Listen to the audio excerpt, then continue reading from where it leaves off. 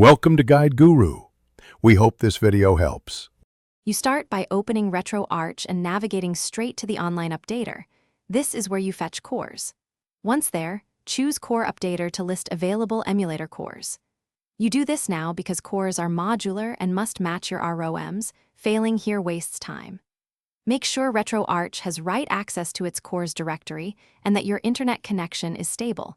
Otherwise, downloads will fail and you cannot proceed to core selection. Once you've opened the Core Updater, search for the core that matches your target system and download it. You should then exit back to the main menu and use Load Core to activate the newly downloaded binary. This tells Retroarch which emulator to run.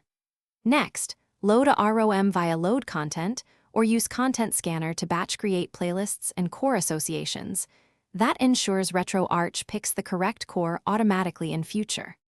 You now configure the active core by opening the quick menu while a game is running and adjusting input mapping, video scaling, and audio latency to match performance goals. Then test gameplay, use save states and rewind to verify stability. If performance or compatibility problems occur, make sure the core is the latest version, reset Retroarch's configuration, or try a different core for the same system. This isolates whether the problem is core. Thanks for watching. Consider subscribing if we helped you today.